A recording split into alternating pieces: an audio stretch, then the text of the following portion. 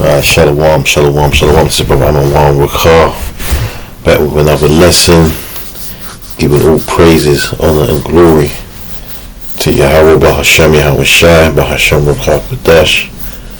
As always, double honors goes out to the apostles and all the bishops of Great Millstone who rule well. Peace and blessings to the hopeful elect and to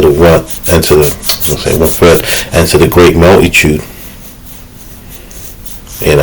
Destined for salvation. I say great multitude because, when you talk about the 1/3, that's really talking about those that are going to be redeemed from Babylon, because 2/3 in Babylon are going to, when it talks about the 2/3 that's in Babylon, right?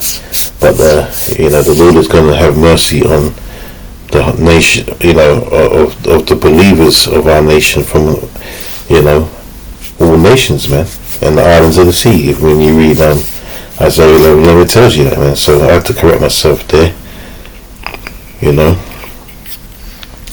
Anyway, going off on a tangent there. Let's get on to the point. So this video I want to play. I don't want to play the beginning, but if you want to watch it all, the title was there. Hesketh connected Christianity to slavery, not evil, right? And this is by Straight White American Jesus podcast. So, don't be under the assumption that these guys are going to, be against what he's saying. They're more or less defending him. And, you can see where they're coming from in the title, what they're saying. Straight, obviously we're not with the alphabet stuff. But it says White American Jesus. There's no such thing, man. The Most High hates Babylon, man, aka America. And Yahweh Shai is his real name, and he is not a so-called white man. But that's another lesson. So what I want to play to you is what this man is going to say about slavery. And the reason why I want to get into this video is because I want to let him say what he's got to say, then I'm going to say what I want to say. Should we play the clip? Yeah, play the clip. Alright, let's do it. Alright, buckle up. The institution of slavery. Let me go and start again. But that guy on the right hand side of the screen, he just looks like a straight up demon anyway, man. He looks like an atheist. Look at him, like painted nails. The tattoos. And look, we got tattoos too, man. Brothers in the truth, we got tattoos, man. But he's probably still getting them now. He's that whole demonic rock, heavy metal image he's pushing. Painted now. That's feminine, man. Anyway. Should we play the clip? Yeah, play the clip. Alright, let's do it. Alright, buckle up. The institution of slavery is not inherently evil. I know. Some of you guys are upset by that. Some of you guys are saying, I've been saying that for years. Okay, I'll take it a step further. It is not inherently evil to own another human being. I know, just wait. Some of you guys are really upset, but let's talk through this because it is very important that every Christian affirm what I just said.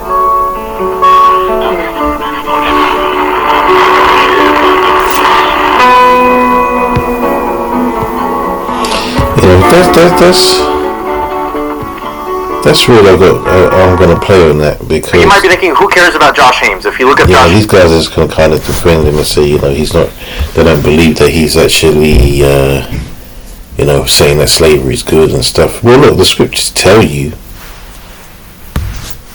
that the Israelites are going to put their enemies into captivity, man. So we're not going to sit here and deny what he's saying. He thinks he thinks that's like shock horror. Well, he thinks.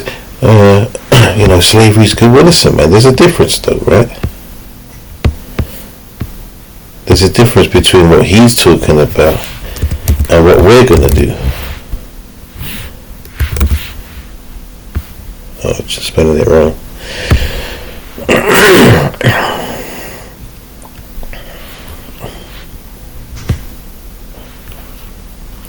So, chattel slavery, right? This is the AI overview. And we use this because, sometimes it's very good. It gathers a lot of information. Instead of just going to the straight up Wikipedia. So it says chattel slavery is a system where one person is legally treated as the personal property of another, allowing the owner to sell, trade, or pass on the enslaved person as the as they would any other asset. The term chattel is a synonym for tangible personal property, and this form of slavery was prevalent in the transatlantic slave trade, where the children of the enslaved were also typically considered property. So, and that's a major difference between, the old time slavery, of the scriptures, and what these Babylonians, aka Americans, did, man.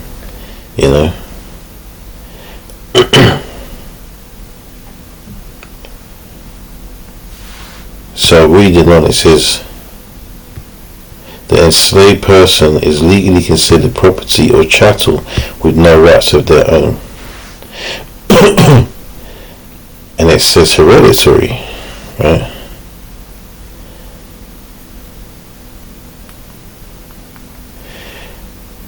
Meaning the children of an enslaved person who are also born into and remain in the state of enslavement. So they want to have a perpetual, business out of slavery. They want to be able to it's like cattle. Okay, it's like cattle, man. In fact, I want to get the laws of the scriptures about this, man. So commodification says enslaved people can be bought, sold and traded, often along with other goods or property as seen in the transatlantic slave trade. Dehumanization, and this is where, they took an evil turn other than, obviously the hereditary stuff and all that, but this is where, these devils went off. Because hereditary, you're only supposed to serve it, a certain amount of time, and it's really to pay debts. Right, and then you are set free. But like I said, I don't get that. It says dehumanization. Says this system involves total ownership, which dehumanizes the enslaved and is used to justify their exploitation for labor, sex, and other purposes. So, they deemed us in America anyway as 3/5 of a human being. So basically, not completely human, right? It says, although illegal chattel slavery and similar forms of modern slavery persist today, for example, some darker-skinned Africans in Mauritania, despite the legal abolition of slavery, continue to be treated as property by Berber communities.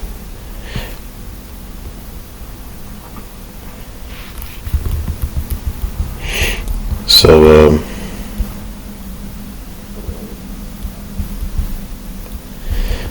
that'll do for that.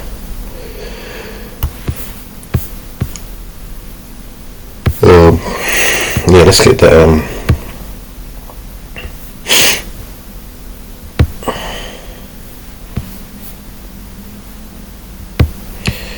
Let's get that law.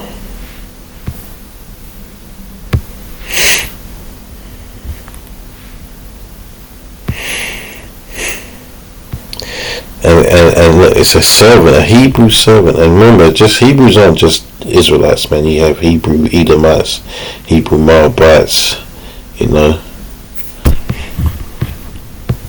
It says, now these are the judgments which thou shalt set before them. If thou buy an Hebrew servant 6 years, he shall serve, and in the 7th he shall go out free for nothing. Right? If he came in by himself, he shall go out by himself. If he were married, then his wife shall go out with him. If his master have given him a wife, and she have borne him sons or daughters, the wife and her children shall be her master's, and he shall go out by himself. If the servant shall plainly say, I love my master, my wife, and my children, I will not go out free, then his master shall bring him unto the judges.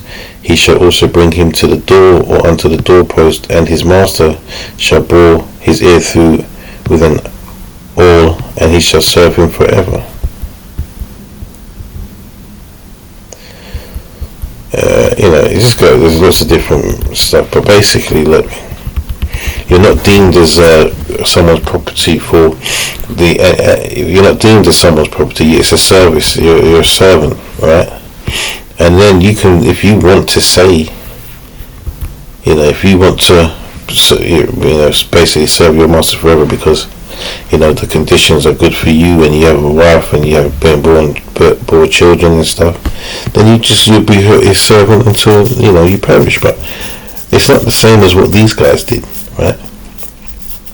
And these guys used the color of our skin to diminish us as a people. It started when they took us on those boats, on those ships, and had us packed in like sardines, defecating and vomiting on each other, catching diseases, so much so bad that, jakes were jumping off into the sea to be eaten by sharks and stuff, man. Right, and then you get to the land and they're putting you on the auction blocks and selling you, and then they're breeding you, and they're R-wording you, graping you, as they say on the YouTube, because we can't even say the real words anymore. We have to mask the words because this devil's so into censorship that we can't even say what we want to say because the truth is coming out. So we have to mask our words now. So we have to use words like grape. Right, that's what they were doing, baiting out alligators with our children, lynching and all sorts of wicked torture, butt breaking, the list goes on and on, man. See, that's not that's not slavery, man. That's not the slavery that the scriptures talk about. That's Esau's style. And it just goes to show, because when that devil was talking about that, that's what he was thinking about in his mind. He wasn't thinking about slavery in the scriptures, man. He's thinking about what his people done to our people. But the beauty of it is that we're going to get them, man, and we're going to put them into captivity, right? That's what's going to happen to them. The only difference is all the stuff that I just mentioned, all the wicked stuff that I just mentioned that they did, is not going to happen. We're not going to be doing all of that extra stuff because it's wicked. But they still have to pay, for what they've done, man. They still have to pay. And as I'm in Exodus, let's jump down.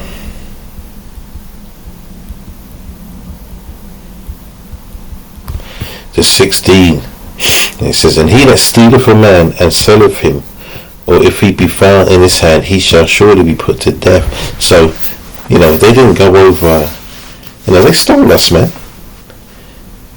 They might have made some trade with certain men, of stature, in the west coast of Africa and places like that, and other places around the globe, but ultimately they were stealing us, man. So they're going to, a lot of them are going to be put to death, a lot of them are going to go into captivity, man.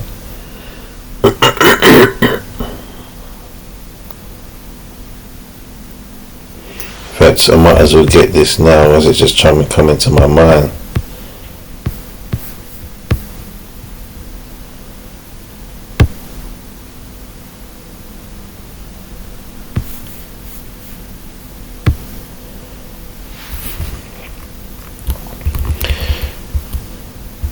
Revelation 13:10 says, he that leadeth into captivity shall go into captivity. He that killeth with the sword must be killed with the sword. Here is the patience and the faith of the saints. We can't wait for that, man. This is what we're waiting for. Well, this is one of the things we're waiting for. Alright? So yeah, we're 100% down for putting people into captivity, man. The Lord said so. In fact, the Lord created this whole system of slavery for our enemies to serve us, man.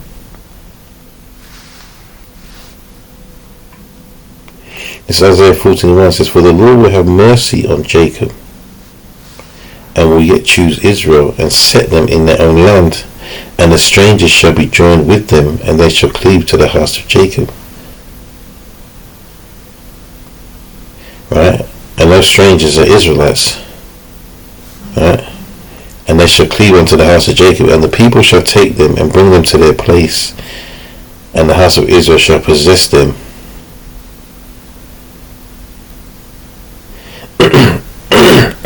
In the land of the Lord for servants and handmaids, and they shall take them captives, whose captives they were, and they shall rule over their oppressors. Right? So we're going to rule over our oppressors, so we're going to have slaves, man. Alright? We are going to have slaves. So what? So, like, you know, he thinks he's saying something controversial. That's the funny thing. He thinks he's saying something controversial, but ultimately all he's doing is really predicting his or speaking of his own future, his future in captivity, man. You know, they all got to pay. I've got this one loaded. Let's just read this real quick.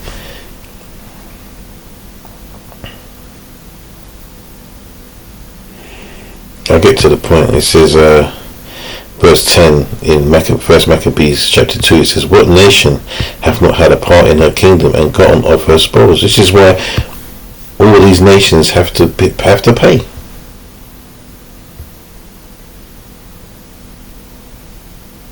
Well, they all have to pay, man.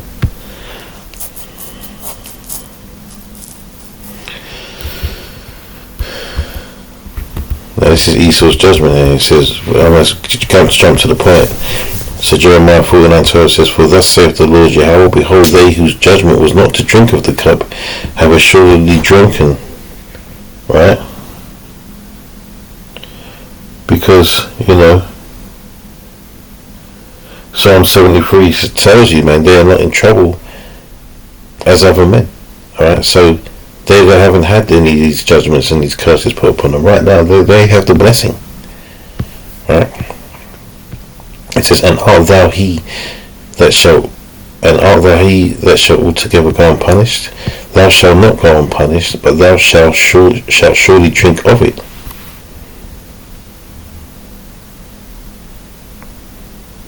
Right, for I have sworn by myself, saith the Lord, that Bozrah representing Esau Edom, shall become a desolation, a reproach, a waste, and a curse, and all the cities thereof shall be perpetual wastes. Right, so that's just the destruction of Esau Edom, but you know, that's like not Esau Edom, Babylon, but you know, that's like the headquarters for their wickedness, man. But what's going to happen after that is we're gathering them up, man. You know, they're going to get gathered up. It's saying that they're going to get gathered up, man, put into hardcore bondage, man. He's sitting there in his suit, not even understanding what's coming. Right? He doesn't understand what's coming for him, man. Peak times.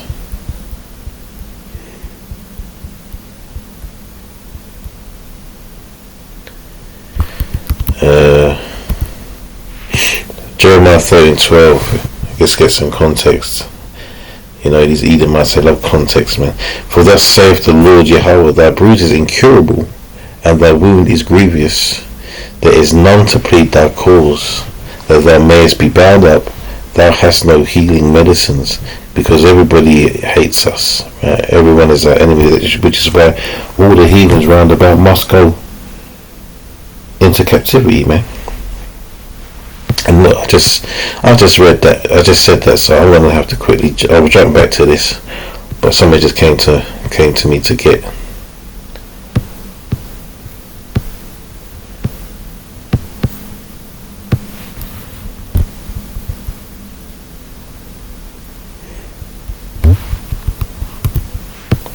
Psalms 2:1 says, why do the heathen rage, and the people imagine a vain thing?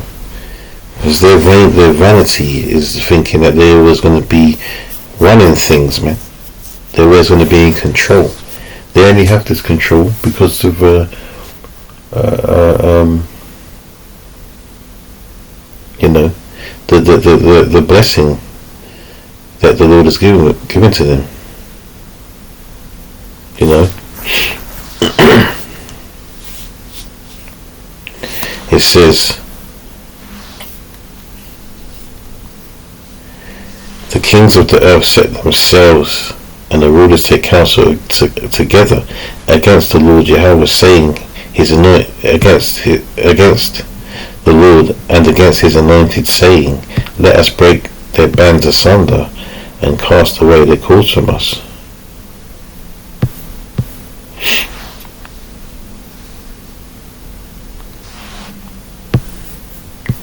He that sitteth in the heavens shall laugh. The Lord shall have them in derision. And it's like, like I said, they've been given this blessing, Job 9:24. And the earth is given into the hand of the wicked. He covereth the faces of the judges thereof. If not, where and who is he? So, that's that's their vanity, because they don't understand that the Lord has given them the power to do what they're doing. Right? Back to this verse 5, it says, then shall he speak unto them in his wrath, and vex them in his sore displeasure. I have set my king upon my holy hill of Zion. I will declare the decree.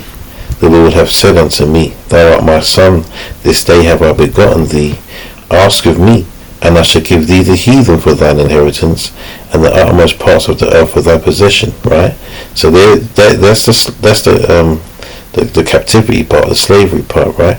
Verse 9 says, thou shalt break them with a rod of iron, thou shalt dash them in pieces like a potter's vessel. So it's not going to be nice, man. Breaking something, we're going to crush our enemies in those times, man. They are going to be living in complete and utter fear. The scriptures say thine heart shall meditate terrors, man. So they're going to be living in complete and utter fear every day of their lives, right? Even on the Sabbath, because they're going to know that the next day is going to be back to business, man. And they're going to build up the nation for us, man. It's not just going to be a case of us having them locked up and whipping their asses all day, man. No, man, they're going to be out working, just like we had to do for them. Let's finish. Let's go back to Jeremiah 30.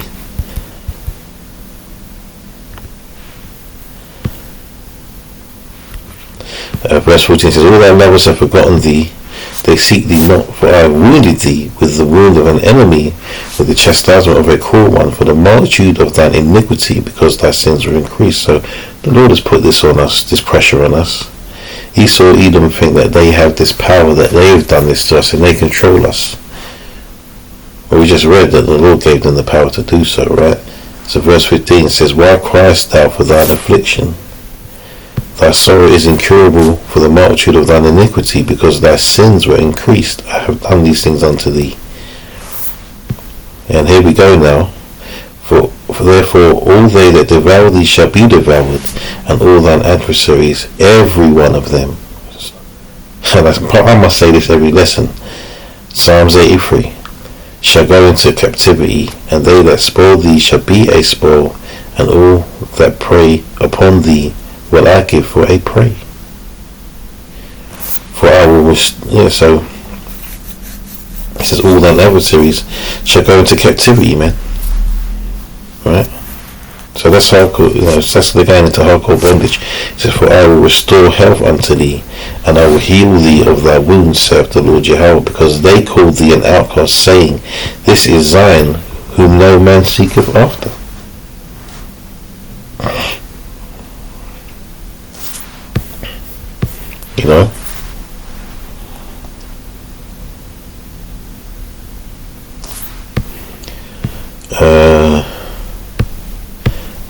The point has been made, man, but I'm going to give a few scriptures for edification anyway. It's like, I remember coming into this thing, man, and you soon know, we're 100% for captivity, man, slavery, because that's what we're going to do to our enemy. It's called balance and fair judgment, right?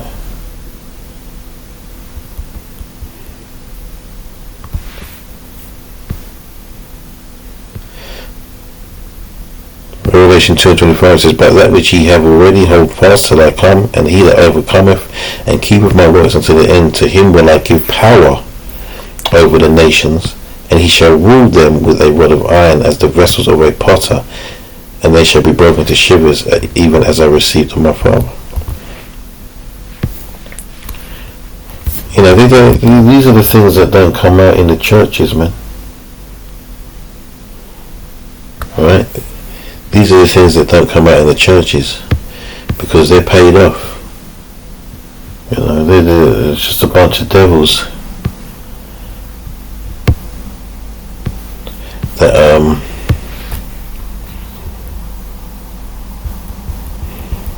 you know, that are trying to keep our people under control. But for who? For our enemy, man. Esau, Edom. This is 2 Thessalonians 1:6. Seeing it is a righteous thing with the Most High Yahweh to recompense tribulations to them that trouble you. Right?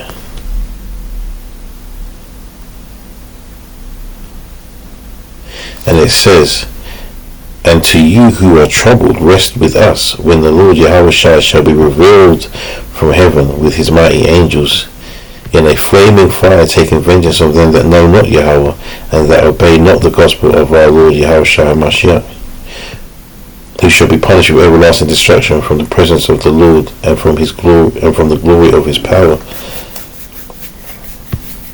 Right? And if you go to, well, you know, I was going to, you know, Revelation 1:7 says, behold, he cometh with clouds, right? And every eye shall see him, even they that pierced him, and the whole world and the whole earth shall wail because of him. I'm paraphrasing it, by the way. So it's peak times for our enemies, man.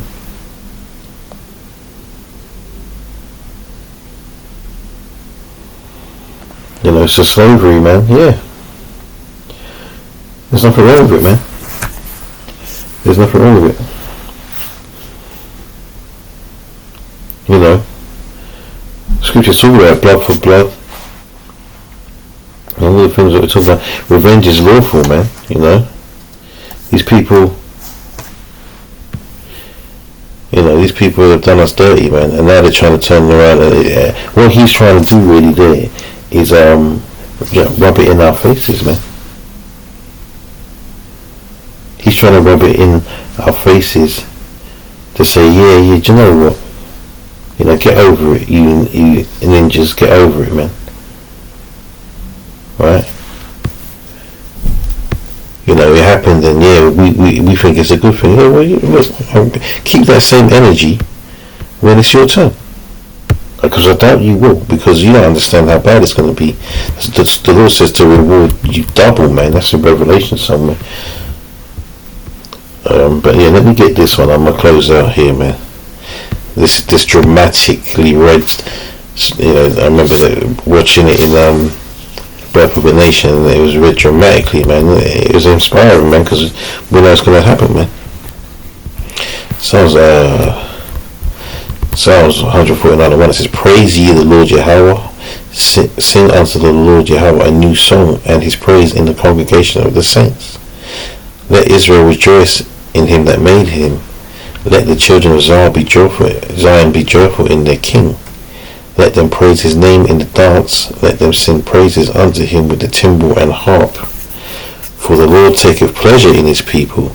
He will beautify the meek with salvation. Let the saints be joyful in glory. Let them sing aloud upon their beds. Let the high praises of Yahweh be in their mouth, and a two-edged sword in their hands. That two-edged sword is the scriptures, man. It was our holy Bible, man. To execute vengeance upon the heathen and punishments upon the people. To bind the kings with chains and the nobles with fetters of iron. To execute upon them the judgment written. This honor have all his saints, praise ye the Lord. So, and you know, you can talk to you can tell this to these, you know, these so-called black Christians, and they'll be like, no, my God will never do that. You know, we were supposed to be one. Everyone can be saved. All that BS, they're still spouting that BS, man, because they've been lied to, and they don't read. The scriptures say, blessed is he that readeth, man. You know, so what more can I say, man? It's going to be beautiful. You know, Lord willing, you know, I'll know who this guy is when we're in the kingdom, and I'm going to go and find him, and I'll say to him, remember what you said? You know, remember what you said about slavery being good? Well, here we are. enjoy. You know, this is one of those things. That's what Scripture says in Revelation 3 and 9 and 10. It says, that's why it says, this is the patience and this is the faith and the patience of the saints, man. This is that patience, is the suffering, waiting, you know, for our turn, man. You know, we're simply waiting for our turn. Anyway, Lord, when this is edifying, man, all we got to do is keep pushing, and all these things that we're talking about here will come to pass, man. Before we know it, we'll be in the kingdom, and these devils will be, you know, in the worst position they've ever been in their lives, man. And it's only for a season, then they're going to be done away with. So yeah, man, Lord, when this is edifying, all praises, honor, glory goes to Yahweh B'Hashem Yahushai, B'Hashem Rakakodash. Our honors to the apostles and elder bishops of Great Millstone. Peace, blessings to the hopeful elect, and to the great multitude destined for salvation. You know, yeah, man. Shalom, shalom, shalom.